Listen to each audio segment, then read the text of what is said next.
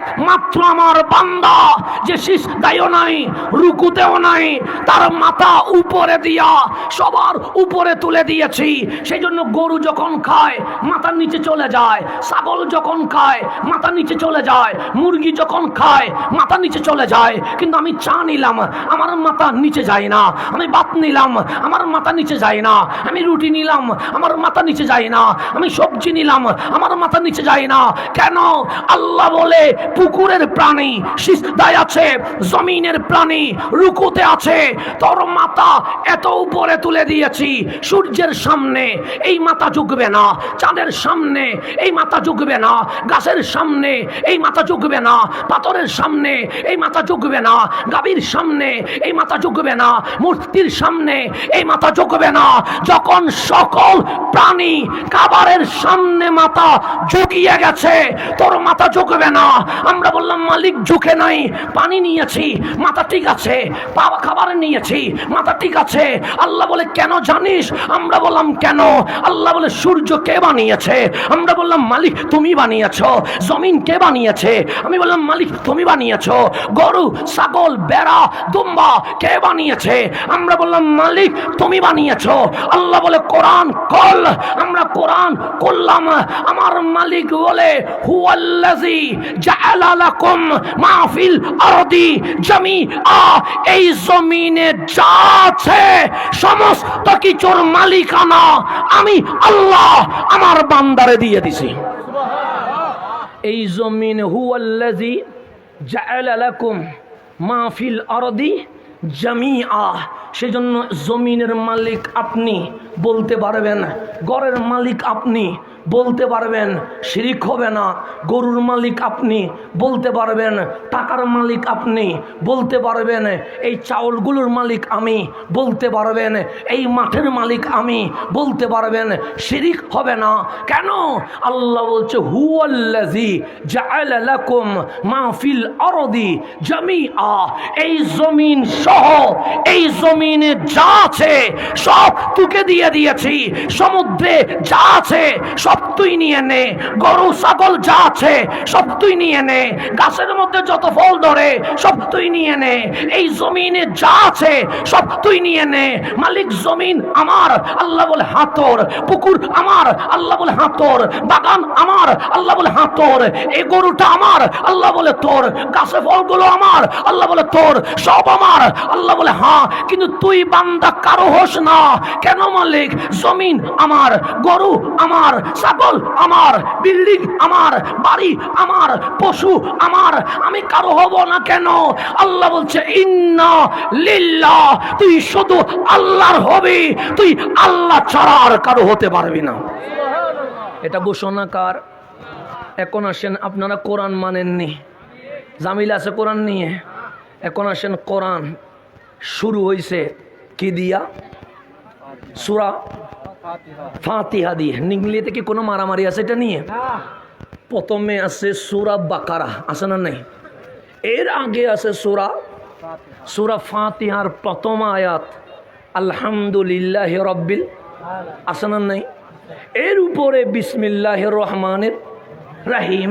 তাহলে বিসমিল্লাহ দিয়ে কোরআন শুরু, আলহামদুলিল্লাহ দিয়ে না, আলিফ লাম মিম দিয়ে না, সায়াকুলু সুফহা দিয়ে না, তিলকার রুসুলু ফাদ্দালনা দিয়ে না, বিসমিল্লাহির রহমানির রহিম দিয়ে বা দিয়ে শুরু। তো কোরআন মানে কি? কোরআন মানে আল্লাহ বান্দার সাথে কথা বলা, এটার নাম কোরআন। নামাজ মানে কি? নামাজ মানে বান্দা আল্লাহর সাথে কথা বলা। নামাজ পড়লে বান্দা আল্লাহর সাথে কথা বলে, কোরআন পড়লে আল্লাহ নিজে বান্দার সাথে ডাইরেক্ট কথা বলে। তাহলে কোরআনও লাগবে, নামাজও, কোনোটা বাদ দেওয়ার কোনো সুযোগ? আল্লাহ কোরআন আলহামদু দিয়ে শুরু করতে পারে, আল্লাহ কোরআন আলিফ লাম মিম দিয়ে শুরু করতে পারে। একটু সাইড হয়ে যান, অসুবিধা নেই, সমস্যা নেই। আস্তে আস্তে আস্তে আস্তে আস্তে ডাক্তার না, যারা দাঁড়ায় শান্তি ভাই দাঁড়াক না, একটু সাইড করে দিলে হবে, সমস্যা নেই। এখন আসেন, আপনারা দেখতেছেন এখন ঠিক আছে নি? আমার বন্ধুরা এদিকে চলে আসুন। তোমরা যদি আমার সমবয়সী, তোমাদেরকে তো আমি কিছু বলতে পারবো না। বন্ধু কি বন্ধুর কিছু বলতে পারে? এদিকে আসুন, ঠিক আছে? শুন, আমিও জওয়ান, তারাও জওয়ান, ঠিক আছে না? তো আপনারা ডাক দিতে পারেন, আমি তো কিছু বলতে পারবো না। তো তোমরা একটু সাইড হয়ে দাঁড়াও, সমস্যা নেই, বসার দরকার নেই। আমার মাহফিল আমি কাউরে আসতেও বলি না, বসতেও বলি না, দাঁড়াইতেও বলি না। কেন? এটা মাহফিল কার জন্য? আল্লাহ এবং রসুলের জন্য। এখানে কেউ হাসানের জন্য আসে নাই। কেন? এই মাহফিল 22 বছর হয়েছে, 21 বছরে আমি আসি নাই, তাই বলে কি মাহফিল বন্ধ হয়ে গেছে? মাহফিল ছিল, আগামী বছর বেঁচে না থাকলে আসতে পারবো না, তাই বলে কি মাহফিল বন্ধ হয়ে যাবে? হবে না। আমি থাকলেও মাহফিল আছে, আমি না থাকলেও মাহফিল আছে, আমি থাকলেও ইসলাম আছে, আমি না থাকলেও ইসলাম আছে, আমি থাকলেও দয়াল নবীর শান আছে, আমি না থাকলেও দয়াল নবীর শান আছে। সুন্নিয়ত তখনও ছিল, এখনো আছে, কিয়ামত পর্যন্ত থাকবে। সুতরাং মাহফিল ব্যক্তির জন্য হয় না, মাহফিল আল্লাহ এবং হাবিবুল্লাহর জন্য হয়। কথা ঠিক কিনা? আচ্ছা, আমি যদি চাই নবীর নাম কি মুছে ফেলতে পারবো? সম্ভব। আমি যদি চাই কোরআন কি শেষ করে দিতে পারবো? সম্ভব। আমি যদি চাই মসজিদগুলো কি মিটিয়ে দিতে পারবো? কখনো সম্ভব না। কেন? কিছু জিনিস এমন আছে যেগুলা স্বয়ং আল্লাহ কি করে দেখভাল করে। তা আল্লাহ যেখানে নিজেই মাথা ঘামায়, সেখানে বান্দার পক্ষে এগুলা মিটিয়ে দেওয়া কখনো সম্ভব হবে? সম্ভব হবে? হবে না। সেজন্য আপনারা আপনাদের মতো করে বসেন। আমরা মুরব্বীরা, আমার বাবার সমতুল্য মানুষ, তিনাদেরকে আমার কোনো বক্তব্য নেই। তিনাদের কাছে একটা জিনিস চাওয়া আছে, শুধু আমার জন্য কি করবেন? দোয়া করবেন। এখন আসেন সামনে যায়। কোরআন চাইলে আলহামদু দিয়ে শুরু হইতে পারে কি পারে না? পারে। আলিফ লাম মিম দিয়ে শুরু হতে পারে কি পারে না?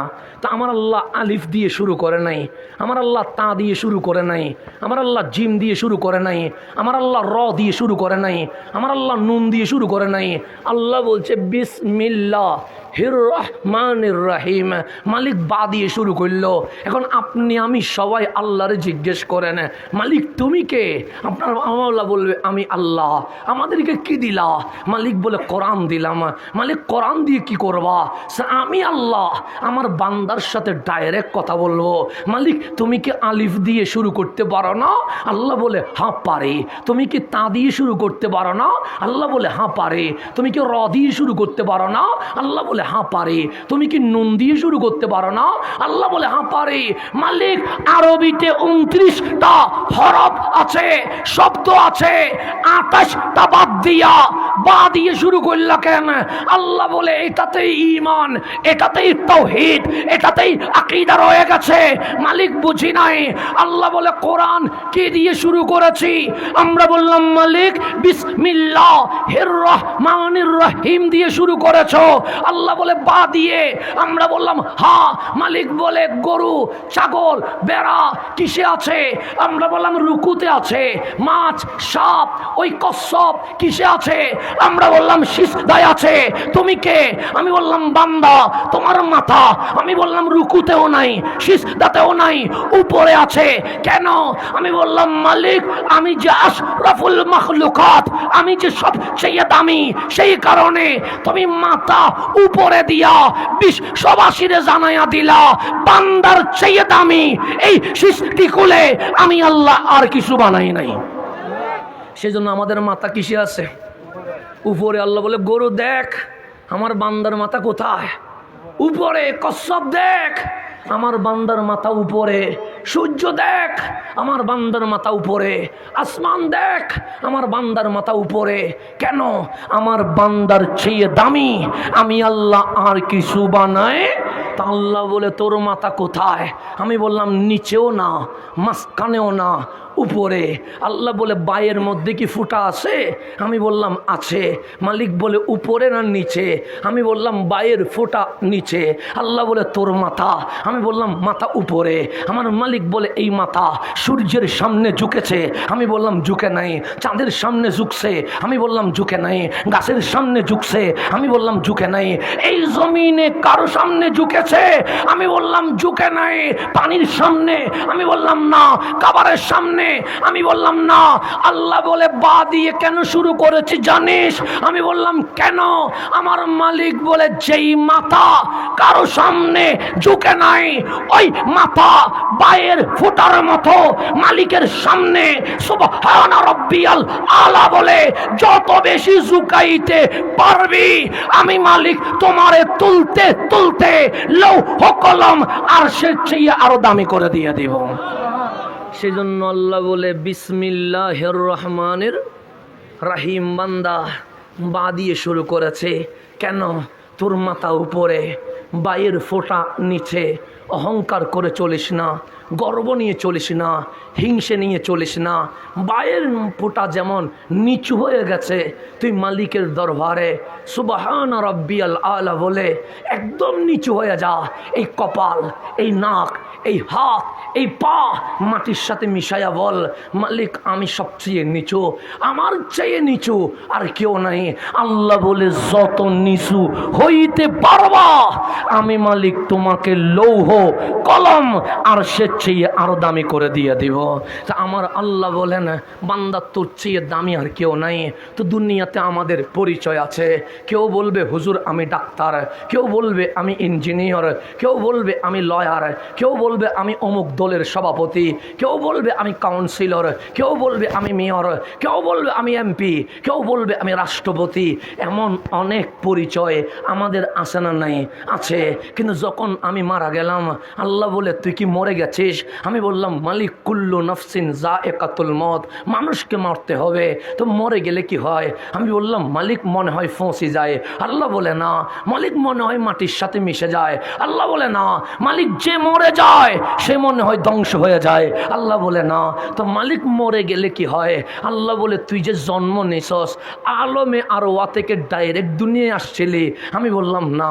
কোথায় আসছস? আমি বললাম মায়ের পেটে। কয়দিন ছিলি? একদিন। আমি বললাম না, 10 মাস 10 দিন। আমার মালিক বলে তোর মায়ের কষ্ট হয় নাই? আমরা বললাম অবশ্যই মালিক, আমরা পুরুষ মানুষ 10 গ্রাম পাথর নিতে পারি না। 20 গ্রাম পাথর হইলে পেটে ব্যথা উঠে যায়, অপারেশন করতে হয়। কিন্তু আমার মা, আপনার মা 1.5-2 কেজি জিন্দা মানুষ, তার পেটে 10 মাস রেখে দিয়েছে। চিৎকার করে নাই, চিল্লাই নাই, কাউরে অভিযোগ দেয় নাই। কিন্তু আজ সোনার বাংলায় দেখলে হতাশ হতে হয়।